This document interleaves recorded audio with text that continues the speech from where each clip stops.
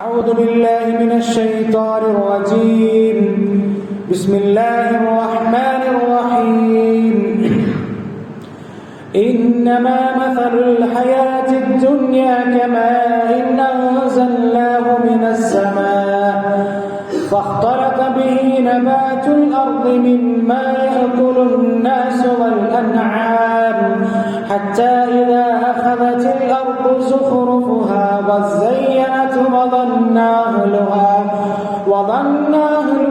أنهم قادرون عليها أتاها أمرنا ليلا أو نهارا فجعلناها حصيدا كأن لم تغن بالأمس كذلك نفصل الآيات لقوم يتفكرون. صدق الله العلي العظيم. ആദരണീയരായ സത്യവിശ്വാസികളെ, സത്യവിശ്വാസികളെ, സർവലോക രക്ഷിതാവും നിയന്താവുമായ സർവചരാചരങ്ങളെയും സൃഷ്ടിച്ച് അടക്കി ഭരിക്കുന്ന, എല്ലാ രഹസ്യങ്ങളും പരസ്യങ്ങളും സൂക്ഷ്മമായി കാണുകയും അറിയുകയും ചെയ്യുന്ന, പ്രപഞ്ചത്തെ ഭൂമിയെ ആകമാനം നിയന്ത്രിക്കുന്ന അജയ്യനായ അതിശക്തനായ റബ്ബ് സുബ്ഹാനഹു വ തആലയുടെ വിധിവിലക്കുകളും നിയമനിർദ്ദേശങ്ങളും ജീവിതത്തിന്റെ സകല സന്ദർഭങ്ങളിലും സാഹചര്യങ്ങളിലും നിരന്തരമായി പാലിക്കുന്ന വിഷയത്തിൽ, സൂക്ഷിക്കുന്ന കാര്യത്തിൽ തഖ്വയുള്ളവരായി, അവനോട് ഭയഭക്തിയുള്ളവരായി ജീവിക്കണമെന്ന് എന്നോടും നിങ്ങളോടും ഉണർത്തുകയാണ്, വസിയ്യത്ത് ചെയ്യുകയാണ്. അല്ലാഹു സുബ്ഹാനഹു വ തആലയുടെ മുന്നിൽ മനുഷ്യർ നിസ്സഹായരാണ്, നിസ്സാരമാണ് എന്നതായിരുന്നു കഴിഞ്ഞ ഖുതുബയിൽ പറഞ്ഞു വെച്ചത്. നമ്മളന്ന് പറഞ്ഞു വെച്ചതിൻ്റെ ആശയവുമായി ബന്ധപ്പെട്ട് നമ്മുടെ മുന്നിൽ ആ ആശയത്തെ അങ്ങ് കൃത്യമായി വരച്ചു കാണിച്ച, വല്ലാത്ത പ്രയാസമുണ്ടാക്കിയ ദിനങ്ങളിലൂടെയാണ് നമ്മൾ മുന്നോട്ട് പോയിക്കൊണ്ടിരിക്കുന്നത്. വയനാട്ടില് അള്ളാഹുവിന്റെ തീരുമാനപ്രകാരം ഒരു ദുരന്തമുണ്ടാകുന്നു. കേരളം കണ്ട മഹാദുരന്തങ്ങളിൽ നമുക്ക് ഓർമ്മയുള്ള ദുരന്തങ്ങളെ വെച്ച് നമ്മൾ നോക്കുമ്പോൾ വല്ലാത്ത ഭീകരതയുള്ള, വല്ലാത്ത സങ്കടപ്പെടുത്തുന്ന മഹാപ്രയാസമായി, മഹാദുരന്തമായി നമ്മളിപ്പോൾ അനുഭവിച്ചുകൊണ്ടിരിക്കുന്ന ദുരന്തം മാറിയിരിക്കുകയാണ്. 300ഓളം മനുഷ്യർ കഴിഞ്ഞ ആഴ്ചയിൽ ശാന്തസുന്ദരമായി ജീവിച്ചിരുന്നവർ, സ്വന്തം കുട്ടികളെ പഠിക്കാൻ പറഞ്ഞയച്ചവർ, സ്വന്തം വീട്ടിൽ സന്തോഷത്തോടുകൂടി മക്കളുമായി ചേർന്നിരുന്നവർ, സ്വന്തം ബന്ധുവീടുകളിൽ വിവാഹങ്ങൾ കൂടിയവർ, സൽക്കാരങ്ങൾ കൂടിയവർ, ഇങ്ങനെ മനുഷ്യന്റെ ജീവിതവുമായി ബന്ധപ്പെട്ട് അതിൻ്റെതായ ഒഴുക്കിൽ അങ്ങനെ സഞ്ചരിച്ചു കൊണ്ടിരുന്നവർ, അങ്ങനെയുള്ള 300ഓളം മനുഷ്യർ ഇന്ന് ഇല്ല എന്നതൊരു യാഥാർത്ഥ്യമാണ്. 300ഓളം മനുഷ്യർ എന്നതൊരു കണക്ക് മാത്രമാണ്. നമുക്കറിയാം, ആ നാട്ടിൽ ഈ വാർത്ത കേൾക്കുന്നത്, ഞാൻ ഏകദേശം രാവിലെ 4:30 മണിക്ക് എണീറ്റ് ഫോണ് നമ്മൾ എടുത്തു നോക്കുമ്പോൾ ഇങ്ങനെ വാർത്ത കാണുകയാണ്. ആ വാർത്ത കണ്ട പാടെ അപ്പോൾ അവിടെ വെളിച്ചോ സൗകര്യങ്ങളൊന്നും ഇല്ല എന്ന റിപ്പോർട്ടുകൾ വരികയാണ്. ഭീകരമായൊന്നും സംഭവിക്കരുതേ എന്നുള്ള പ്രാർത്ഥനയായിരുന്നു, വലിയ പ്രയാസങ്ങൾ ഉണ്ടാവരുതേ എന്നുള്ള പ്രാർത്ഥനയായിരുന്നു. പക്ഷേ അള്ളാഹുവിന്റെ തീരുമാനപ്രകാരം 2 ഗ്രാമങ്ങൾ ഇല്ലാതെയാവുകയാണ്. മുണ്ടക്കൈ എന്ന ഗ്രാമം, അന്നൊരു നാട്, അത് മരണത്തിന്റെ കൈയായി മാറുകയാണ്. അവിടെ മരണം ഇങ്ങനെ ആളുകൾ കണ്ടുകൊണ്ടേയിരുന്ന ഒരു ഗ്രാമമായി അത് മാറുകയാണ്. ചൂരൽമല എന്ന വശ്യമനോഹരമായ സ്ഥലമാണ്. ആളുകൾ സഞ്ചരിക്കുവാൻ, ആളുകൾ മനസ്സ് റിലാക്സ് ചെയ്യുവാൻ, ആളുകൾ ആ അനുഭൂതികൾ നുകരാൻ വേണ്ടിയിട്ട് സഞ്ചരിച്ചിരുന്ന ഇടമാണ് ചൂരൽമല എന്ന് പറയുന്നത്. അത് ഇന്ന് മനുഷ്യരുടെ കണ്ണീരുകൾ കൊണ്ട് മൂടിയിരിക്കുന്നു എന്ന് നമുക്ക് കാണുവാൻ സാധ്യമാവുകയാണ്. പ്രിയമുള്ളവരെ, ആ നാട്ടില് 400ഓളം വീടുകളുണ്ടായിരുന്നു. 400ഓളം വീടുകളിൽ 30 വീടുകൾ മാത്രമേ ഇന്ന് അവശേഷിക്കുന്നുള്ളൂ എന്ന് പറയുമ്പോൾ അതിന്റെ ഒരു ഭീകരാവസ്ഥ നമ്മളിങ്ങനെ മനസ്സിലാക്കുകയാണ്. ഈ 400 വീടുകൾ എന്ന് പറഞ്ഞാൽ അത് എത്ര മനുഷ്യരുടെ ആയുഷ്കാലമുള്ള അധ്വാനത്തിന്റെ ഫലമാണ്. ഒരു സ്വന്തം ആ മനുഷ്യരിങ്ങനെ ജീവിതത്തിന്റെ പ്രയാസങ്ങൾക്കിടയിൽ കൃഷി ചെയ്തും അധ്വാനിച്ചും ഗൾഫിൽ പോയിട്ടും ഇങ്ങനെ അവരുണ്ടാക്കി കൊണ്ടുവന്ന ഒരുപാട് അവരുടേതായ സ്വത്തുക്കൾ, അവരുടേതായ വീടുകൾ, അവരുടെ സംവിധാനങ്ങൾ, അതെല്ലാം ഏതാനും നിമിഷങ്ങൾ കൊണ്ട്, ഏതാനും മിനിറ്റുകൾ കൊണ്ട് അത് ഇല്ലാതെയായി മാറുന്നു എന്ന് കാണുവാൻ സാധ്യമാവുകയാണ്. ഇതെല്ലാം കാണുമ്പോ ഒരു മുസ്ലിം അള്ളാഹുവിന്റെ അടിമ വിശ്വസിക്കുന്ന കാര്യം എന്താ? ഇത് അള്ളാഹുവിന്റെ തീരുമാനപ്രകാരമുള്ള അവന്റെ ഒരു പരീക്ഷണം മാത്രമാണ്. അള്ളാഹു എന്തിനും സാധ്യമായവനാണ്. അള്ളാഹുവിന്റെ ഭൂമിയിലെ വിശാലമായ ഭൂമി, ആ വിശാലമായ ഭൂമിയിലെ വലിയ പർവ്വതങ്ങൾ, ആ വലിയ പർവ്വതങ്ങൾ ഉണ്ടായിരിക്കെ കൂട്ടത്തിൽ ചെറിയൊരു മല, ഒരു ചെറിയ കുന്ന്, ആ കുന്നിൽ നിന്ന് അതിന്റെ ഒരു ചെറിയ ഭാഗത്ത് നിന്ന് ഉണ്ടായൊരു അനക്കം, അതിന്റെ ഒരു പ്രകമ്പനം, ആ പ്രകമ്പനം കൊണ്ട് മനുഷ്യരിന്ന് പ്രയാസപ്പെടുന്നത് നമ്മൾ കാണുകയാണ്. എന്ന് പറഞ്ഞാൽ അള്ളാഹുവിന്റെ മുന്നിൽ മനുഷ്യർ നിസ്സഹായരാണ്, നിസ്സാരരാണ്, അള്ളാഹു തന്നെയാണ് അതിശക്തൻ എന്ന് മനുഷ്യർക്ക് ഇങ്ങനെ ഓതിക്കൊടുക്കുന്ന, വ്യക്തമാക്കി കൊടുക്കുന്ന സംഭവങ്ങൾ കാണുകയാണ്. സൂറത്തുൽ യൂനുസിൽ അള്ളാഹു സുബ്ഹാനഹു വ തആല പറയുന്നുണ്ട്, ജീവിതത്തിന്റെ ഉദാഹരണമായിട്ട് അള്ളാഹു പറയുകയാണ്, ഇന്നമാ മസലുൽ ഹയാത്തിദ് ദുനിയ കമാ അൻസൽനാഹു മിനസ് സമാ ഫഖ്തലത ബിഹി നബാതുൽ അർദ് മിമ്മാ യഅകുലുൻ നാസു വൽ അൻആം. ജീവിതത്തിന്റെ ഉദാഹരണം, ഈ ദുനിയാവിലെ ജീവിതത്തിന്റെ ഉദാഹരണം എന്ന് പറഞ്ഞാൽ അത് ആകാശത്ത് നിന്ന് മഴ വർഷിക്കുന്നു, എന്നിട്ട് മഴ വർഷിച്ചിട്ട് ഭൂമിയിലെത്തുന്നു, അതിൽ നിന്ന് ഭൂമി വ്യത്യസ്തമായ ചെടികളെ, സസ്യങ്ങളെ, മരങ്ങളെയെല്ലാം ഉൽപ്പാദിപ്പിക്കുന്നു. ആ ഭൂമിയിൽ നിന്ന് മനുഷ്യര് അവരുടെ കന്നുകാലികൾ അവരുമെല്ലാം ഭക്ഷിക്കുന്ന ഒരു രീതിയിലേക്ക് ഭൂമി മാറുകയാണ്.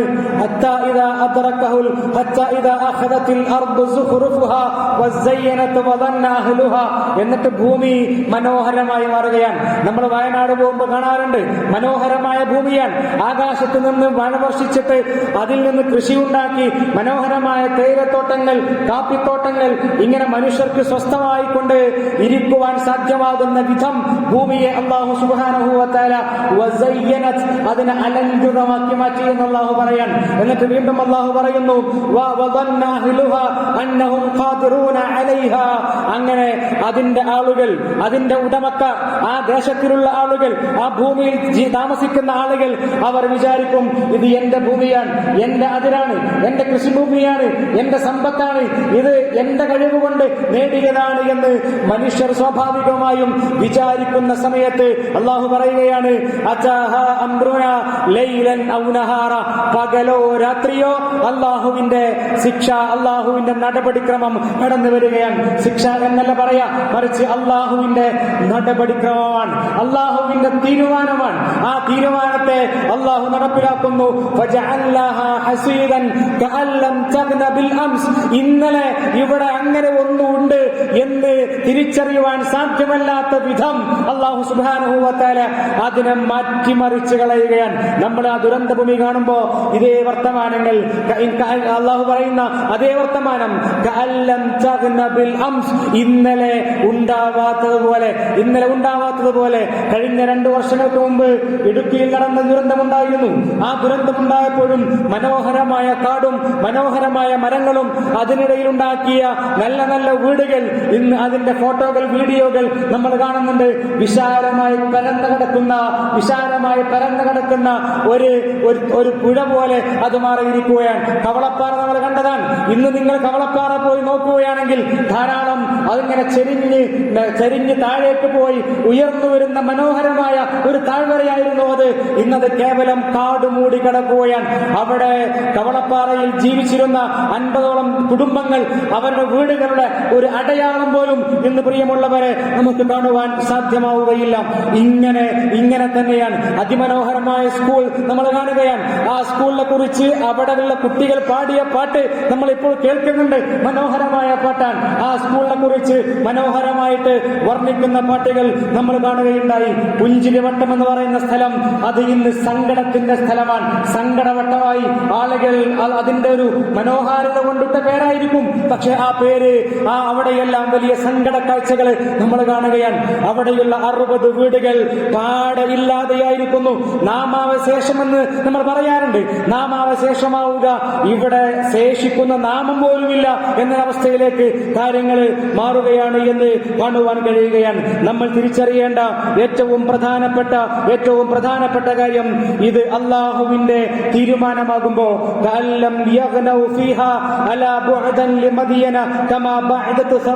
എന്ന് പറയുന്നുണ്ട്. മദിയൻകാരെ കുറിച്ച്, സമൂദിനെ കുറിച്ച് അള്ളാഹു സുബ്ഹാനഹു വ തആല പറയുന്ന കാര്യം ഇന്നലെ ഇല്ലാത്ത പോലെ എന്നതാണ്. ഇതുപോലെ ഈ ഒരവസ്ഥയിലേക്ക് നമ്മുടെ നാട്, നമ്മുടെ പ്രിയപ്പെട്ട നാട്ടുകാർ, വയനാട്ടിലെ നമ്മുടെ പ്രിയപ്പെട്ട സഹോദരന്മാർ, സഹോദരിമാർ അവർ മാറുകയാണ്. മനുഷ്യൻ നിസ്സാരനാണ്, നിസ്സഹായനാണ് എന്ന് കാണിക്കുന്ന അള്ളാഹുവിന്റെ അടുത്ത് അള്ളാഹുവിന്റെ ഭൂമി എത്ര ചെറുതാണ് എന്ന് മനുഷ്യനെ ബോധ്യപ്പെടുത്തുന്ന ഏറ്റവും പ്രധാനപ്പെട്ട കാര്യം ആലോചിച്ച് നോക്കൂ. ഒരുപാട് ദൂരെ ഉണ്ടായ ഒരു സംഭവത്തിൽ, ഒരു ദുരന്തത്തിൽ അതിന്റെ മൃതദേഹങ്ങൾ ഒഴുകി വരുന്നത് അവസാനം നിലമ്പൂരിലെ പോത്തുകല്ലിലേക്കാണ്. നമ്മൾ ആലോചിക്കും, വയനാട് കുറെ ദൂരെയല്ലേ, പക്ഷേ അള്ളാഹുവിന്റെ അടുത്ത് അത് ഏറ്റവും അടുത്തതാണ്. നമ്മൾ നിലമ്പൂരിൽ അത് കാണുകയുണ്ടായി. നമ്മളത് നിലമ്പൂരിൽ തീർച്ചയായും നമ്മൾ കാണുകയുണ്ടായി. അഥവാ അള്ളാഹുവിന്റെ അടുത്ത് അള്ളാഹുവിന്റെ ഭൂമി എന്ന് പറഞ്ഞാൽ അത് ഏറ്റവും ചെറുതാണ് എന്ന് അള്ളാഹു സുബ്ഹാനഹു വ തആല പഠിപ്പിക്കുകയാണ്. അള്ളാഹു ചോദിക്കുകയാണ്,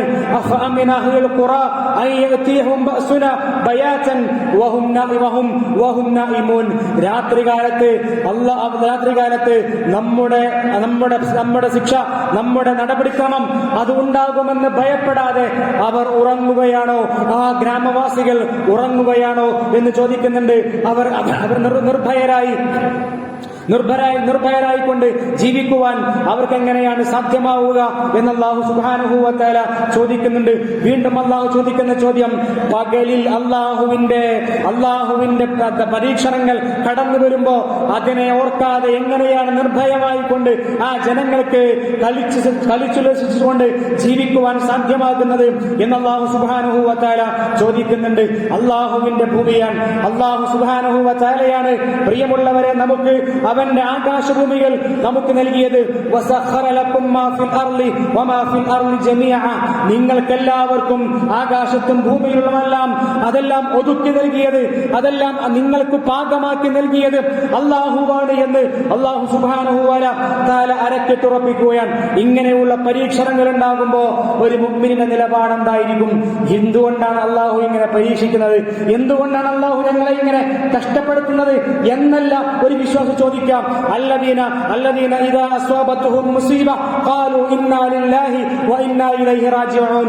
അവർക്ക് പ്രയാസങ്ങൾ ഉണ്ടാകുമ്പോൾ, അവർക്ക് ബുദ്ധിമുട്ടുകൾ ഉണ്ടാകുമ്പോൾ അവർ പറയുന്ന കാര്യം, ഞങ്ങളിതാ അല്ലാഹുവിലേക്കുള്ളവരാണ്, ഞങ്ങൾ അല്ലാഹുവിനുള്ളവരാണ്, ഞങ്ങൾ അവനിലേക്ക് മടങ്ങുന്നവരാണ് എന്ന് പ്രഖ്യാപിച്ചുകൊണ്ട് അവര് ധീരമായി മുന്നോട്ട് പോകും. അവർക്കുള്ളത് ഉലൈക അലൈഹിം സ്വലവാത്തുൻ മിർ റബ്ബിഹിം വറഹ്മ. അല്ലാഹുവിന്റെ അടുത്ത് നിന്ന് അവർക്കുള്ള നന്ദി വാചകങ്ങൾ, അല്ലാഹുവിന്റെ കാരുണ്യം അവരെ മൂടിപ്പൊതിയും എന്ന് അല്ലാഹു സുബ്ഹാനഹു വ തആല പഠിപ്പിക്കുകയാണ്. റസൂലുള്ളാഹി സ്വല്ലല്ലാഹു അലൈഹി വസല്ലം ഒരിക്കൽ പറയുകയാണ്, മാ മിൻ അബ്ദിൻ തുസീബുഹു മുസീബത്തുൻ. ഒരു മനുഷ്യനെ ഒരു അല്ലാഹുവിന്റെ ഒരു പരീക്ഷണം പിടികൂടുകയാണ്. അങ്ങനെ പിടികൂടുമ്പോ ഫയഖൂലു ഇന്നാ ലില്ലാഹി വ ഇന്നാ ഇലൈഹി റാജിഊൻ. അവൻ പറയുകയാണ്, ഞങ്ങൾ അല്ലാഹുവിനുള്ളവരാണ്, ഞങ്ങൾ അല്ലാഹുവിലേക്ക് മടങ്ങുന്നവരാണ് എന്നവൻ പറയുമ്പോ, അങ്ങനെ പറയുകയാണെങ്കിൽ അല്ലാഹുമ്മ അജുർനി ഫീ മുസീബത്തി, അല്ലാഹുവേ എനിക്ക് പ്രയാസമുണ്ടായിട്ടുണ്ട്, അതിന് എനിക്ക് പ്രതിഫലം നൽകണമേ, അതുപോലെ തന്നെ ഇതിന് ശേഷം എനിക്ക് നന്മയുണ്ടാക്കണമേ എന്ന് ഒരാൾ പ്രാർത്ഥിച്ചാൽ അല്ലാഹു അവർക്ക് പ്രതിഫലം നൽകും എന്ന് മാത്രമല്ല അതിനേക്കാൾ മികച്ച നന്മകൾ ജീവിതത്തിൽ നൽകും എന്ന് റസൂലുള്ളാഹി സ്വല്ലല്ലാഹു അലൈഹി വസല്ലം പഠിപ്പിക്കുകയാണ്. പ്രിയമുള്ളവരെ, നമ്മൾ കണ്ടു മനുഷ്യത്വത്തിന്റെ മാനവിക സ്നേഹത്തിന്റെ ഏറ്റവും ഉജ്ജ്വലമായ പാഠങ്ങൾ. കാഴ്ചകൾ, ഏറ്റവും മനോഹരമായ കാഴ്ചകൾ പ്രിയമുള്ളവരെ നമ്മൾ കാണുകയുണ്ടായല്ലോ. മലയാളക്കരയുടെ ചുറുചുറുക്കുള്ള ചെറുപ്പക്കാർ, ആബാലവൃദ്ധം ജനങ്ങൾ, സാധ്യമാകുന്നവർ മുഴുവൻ അവർക്ക് ചെയ്യുവാൻ സാധ്യമാകുന്ന കാര്യങ്ങൾ മുഴുവൻ ചെയ്യുകയാണ്. അങ്ങ് വയനാട്ടില് ദുരന്തമുണ്ടാകുമ്പോ എല്ലാവരും ഈ പ്രയാസമുണ്ടായി എന്നറിഞ്ഞിട്ട് എവിടേക്ക് ആളുകൾ കുതിക്കുകയാണ്. ഇവിടെയുള്ള ഗവൺമെന്റ് സംവിധാനങ്ങൾ അവരും ഗംഭീരമായി പ്രവർത്തിച്ചു എന്ന് കാണുവാൻ സാധ്യമാവുകയാണ്. ഞാൻ കഴിഞ്ഞ ദിവസം 2 ദിവസമായിട്ട് പോർത്തുഗലിലാണ് ഉണ്ടായിരുന്നത്. അവിടെ ധാരാളം ചെറുപ്പക്കാർ, വ്യത്യസ്തമായ സംഘടനകൾ, വൈറ്റ് ഗാർഡ് പോലെയുള്ള, ടീം വെൽഫെയർ പോലെയുള്ള, IRW പോലെയുള്ള, SBPI പോലെയുള്ള, DYFI, യൂത്ത് ബ്രിഗേഡ് പോലെയുള്ള, സാന്ത്വനം, ഈലാഫ്, ഇങ്ങനെ തുടങ്ങി ധാരാളം സംഘടനകൾ, ധാരാളം സന്നദ്ധ സേവകർ അവർ അതിഗംഭീരമായി അവർ മുന്നോട്ട് പോവുകയാണ്. അവര് ചാലിയാറിന്റെ ഓരത്തുകൂടെ നടക്കുമ്പോ അവിടെ മനസ്സിനെ അലിയിപ്പിക്കുന്ന, മനസ്സിനെ വല്ലാതെ പ്രയാസപ്പെടുത്തുന്ന ഒരുപാട് കാഴ്ചകൾ അവിടെ കാണുന്നുണ്ട്. അരയ്ക്ക് കീഴ്പ്പെട്ട് ബോഡിയില്ലാത്ത ഒരുപാട് മൃതദേഹങ്ങൾ, കണ്ണ് വികൃതമായ, തല പൊട്ടിപ്പോയ, കൈകാലുകളറ്റുപോയ, മൂക്കില്ലാത്ത, കാലില്ലാത്ത, കൈയില്ലാത്ത ഒരുപാട് മൃതദേഹങ്ങൾ കണ്ടെടുക്കുമ്പോ അവര് ഒരു പ്രയാസവും കൂടാതെ അതിനെ ഏറ്റെടുത്തു കൊണ്ടുവന്ന് എല്ലാ ബഹുമാനങ്ങളും നൽകിയിട്ട് അവരതിനെ മടക്കി അയക്കുകയാണ്. പ്രിയമുള്ളവരെ, ഇത്രയും മനോഹരമായ, ഇത്രയും ഉജ്ജ്വലമായ മനുഷ്യൻ ഇവിടെ ജീവിച്ചിരിപ്പുണ്ട് എന്ന് നമ്മളോട് പറയുന്ന ഒരുപാട് കാഴ്ചകൾ പ്രിയമുള്ളവരെ കാണുവാൻ സാധ്യമാവുകയാണ്. നമുക്കിടയിലുള്ള വനിതാ പ്രവർത്തകര് അവര് ഇങ്ങനെയുള്ള കരളയിപ്പിക്കുന്ന, ഹൃദയഭേദകമായ, വല്ലാതെ പ്രയാസപ്പെടുത്തുന്ന, ആരെയും വല്ലാതെ മുഷിപ്പിക്കുന്ന ഇത്തരത്തിലുള്ള മൃതദേഹങ്ങളെ സന്തോഷപൂർവ്വം ഏറ്റെടുത്തിട്ട് അതിനെ ശുദ്ധീകരിക്കുകയാണ്, അതിനെ വൃത്തിയാക്കുകയാണ്, അതിലുള്ള വ്യത്യസ്തമായ കേടുപാടുകൾ തീർത്തിട്ട് അവർ കൊടുത്തയക്കുകയാണ്. ഇത് അള്ളാഹു സ്വീകരിക്കുന്ന സൽക്കർമ്മമാണ്. പ്രവാചകൻ മുഹമ്മദ് മുസ്തഫ സല്ലല്ലാഹു അലൈഹി വസല്ലം പറഞ്ഞില്ലേ, അള്ളാഹുവിന് ഏറ്റവും ഇഷ്ടപ്പെട്ടവർ അഹബ്ബുന്നാസി ഇലല്ലാഹി അൻഫഅഹും ലിന്നാസ്. അള്ളാഹുവിന് ഏറ്റവും ഇഷ്ടപ്പെട്ടവർ ജനങ്ങൾക്ക് ഉപകാരം ചെയ്യുന്നവരാണ് എന്ന് റസൂലുള്ളാഹി സല്ലല്ലാഹു അലൈഹി വസല്ലം പഠിപ്പിച്ച ഏറ്റവും പ്രധാനപ്പെട്ട കാര്യം. ആ സന്ദേശത്തെ മുറുകെ പിടിച്ചിട്ട് നമുക്കിടയിലുള്ള നമ്മുടെ പ്രിയപ്പെട്ട സഹോദരിമാർ അവർ കഴിഞ്ഞ ദിവസങ്ങളിൽ രാവിലെ മുതൽ, പ്രഭാതം മുതൽ പ്രദോഷം വരെ അവർ അധ്വാനിക്കുകയാണ്. അല്ലാഹു സുബ്ഹാനഹു വ തആല ആ അധ്വാനങ്ങളെ സ്വീകരിക്കുമാറാവട്ടെ. പ്രിയമുള്ളവരെ, അതിനിടയിൽ നമ്മളെ വേദനിപ്പിക്കുന്ന മറ്റൊരു വേദനിപ്പിക്കുന്ന വാർത്ത നമ്മൾ കാണുകയാണ്. ഫലസ്തീനിൽ മസ്ജിദുൽ അഖ്സയുടെ മണ്ണിൽ വിശുദ്ധമായ അൽ അഖ്സക്ക് വേണ്ടിയിട്ട്, ഖുദ്സിന് വേണ്ടിയിട്ട് പോരാടുന്ന പോരാളികളുടെ നേതാവ് ഇസ്മായിൽ ഹനിയ, പ്രിയപ്പെട്ട ഇസ്മായിൽ ഹനിയയെ കൊന്നൊടുക്കി ഇസ്രായേൽ. ഇസ്മായിൽ ഹനിയ അദ്ദേഹം രക്തസാക്ഷിയായിട്ട് മാറുകയാണ്.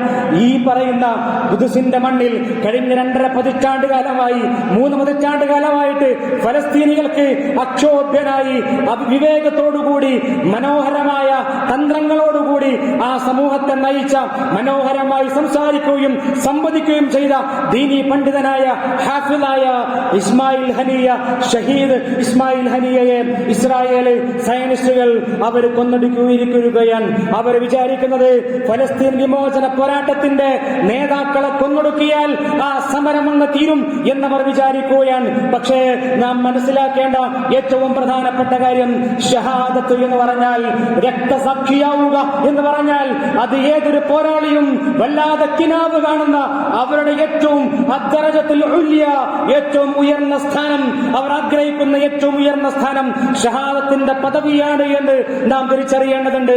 നാം ആലോചിച്ചു നോക്കും. മഹാനായ ഷഹീദ് ഇസ്മായിൽ ഹനിയ അദ്ദേഹം കൊല്ലപ്പെടുന്നതിന് മുമ്പ് തന്നെ അദ്ദേഹത്തിന്റെ 3 മക്കള് ശുഹദാക്കളായിട്ട് മാറിയിട്ടുണ്ട്. 6 പേരമക്കൾ. ഒരു വല്ലിപ്പാക്കറിയാം, ഒരു വല്ലിപ്പാക്ക് അദ്ദേഹത്തിന്റെ പേരമക്കൾ കൊല്ലപ്പെട്ടാൽ, മരണപ്പെട്ടാലുള്ള വേദന ആ വല്ലിപ്പാക്ക് മനസ്സിലാകും. അങ്ങനെ 6 പേരമക്കൾ കൊല്ലപ്പെട്ടിട്ട് ശുഹദാക്കളായി മാറി. മൊത്തം മക്കളിൽ 9 പേര് കൊല്ലപ്പെട്ടിട്ടും നമുക്ക് അടുത്ത യോഗത്തിന് പോവാം, നമുക്ക് അടുത്ത മീറ്റിംഗിന് പോവാം എന്ന് പറഞ്ഞ് ധീരമായി മുന്നോട്ട് പോയ ഇസ്മായിൽ ഹനിയുടെ മുഖം പ്രിയമുള്ളവരെ നമ്മുടെ മുന്നിലുണ്ട്. അല്ലാഹു സുബ്ഹാനഹു വ തആല പഠിപ്പിക്കുന്നില്ലേ ഈ പറയുന്ന ആയത്ത് ഇങ്ങനെ നിരന്തരമായി അവർ പാരായണം ചെയ്യുന്ന ആയത്താണ്. വലാ തഹ്സബന്നല്ലദീന ഖുതിലൂ ഫീ സബീലില്ലാഹി അംവാത്. നിങ്ങളെ അല്ലാഹുവിന്റെ മാർഗത്തിൽ കൊല്ലപ്പെട്ടവരെ നിങ്ങൾ മരണപ്പെട്ടവർ എന്ന് വിചാരിക്കാൻ പാടില്ല, എന്ന് കരുതാൻ പാടില്ല. ബൽ അഹ്യാഉൻ ഇൻദ റബ്ബിഹിം യുർസഖൂൻ. അവർ ജീവിച്ചിരിക്കുന്നവരാണ്. അവർ അവരുടെ നാഥന്റെ അടുത്ത് അവർ സകല സുഖങ്ങളും അനുഭവിച്ചുകൊണ്ട് മുന്നോട്ട് പോവുകയാണ്. ഫരിഹീന ബിമാ ആതാഹുമുല്ലാഹു മിൻ ഫദ്ലിഹി. അല്ലാഹു അവർക്ക് നൽകിയ ഈ ഔദാര്യമുണ്ടല്ലോ, ഈ റിവാർഡ് ഉണ്ടല്ലോ, ഈ അവാർഡ് ഉണ്ടല്ലോ, ആ അവാർഡിൽ അവർ സന്തുഷ്ടരാണ്. വയസ്തബ്ശിറൂന ബില്ലദീന ലം യൽഹഖൂ ബിഹിം മിൻ ഖൽഫിഹിം അല്ലാ ഖൗഫുൻ അലൈഹിം വലാ ഹും യഹ്സനൂൻ. അവരോട് ചേരുവാൻ കൊതിക്കുന്ന ആളുകളെ കാണുമ്പോൾ അവരിങ്ങനെ സന്തോഷത്തോടുകൂടി അവിടെയുണ്ട് എന്ന് വിശുദ്ധ ഖുർആൻ നമ്മളോട് പഠിപ്പിക്കുന്ന ഏറ്റവും പ്രധാനപ്പെട്ട കാര്യമാണ്. പ്രിയമുള്ളവരെ, രക്തസാക്ഷിത്വം എന്ന് പറഞ്ഞാൽ, കൊല്ലപ്പെടുക എന്ന് പറഞ്ഞാൽ അതൊരിക്കലും നഷ്ടത്തിന്റെ പരാജയത്തിന്റെ അടയാളമല്ല. മറിച്ച് വിശുദ്ധ ഖുദ്സിന് വേണ്ടിയുള്ള, നമ്മുടെ പ്രിയപ്പെട്ട ഹറമിന് വേണ്ടിയുള്ള അതിന്റെ വിമോചനത്തിന്റെ മാർഗത്തിലുള്ള അതിശക്തമായ ഒരു ഇൻവെസ്റ്റ്മെന്റ് ആണത്. അദ്ദേഹം മഹാനായ ഇസ്മായിൽ ഹനിയ അദ്ദേഹത്തിന്റെ ഇറാൻ സന്ദർശന വേളയിൽ അവിടെയുള്ള പരമോന്നത നേതാവായ ആയത്തുള്ള ഖംനയിയോട് അദ്ദേഹം പറയുന്ന വർത്തമാനമുണ്ട്. മരിക്കുന്നതിന് മുമ്പ്, അദ്ദേഹം കൊല്ലപ്പെടുന്നതിന് മുമ്പ്, ഏതാനും മണിക്കൂറുകൾക്ക് മുമ്പ് അദ്ദേഹം പറഞ്ഞ വർത്തമാനമാണ്. അദ്ദേഹം പറയുകയാണ്, വഹകദാ ഹാദിഹി ദുനിയ, ഈ ദുനിയാവ് ഇങ്ങനെയാണ്.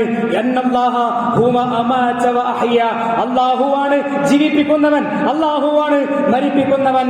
വഅദ്ഹക വഅബ്ക, അവനാണ് ചിരിപ്പിക്കുന്നവൻ, അവനാണ് കരയിപ്പിക്കുന്നവൻ.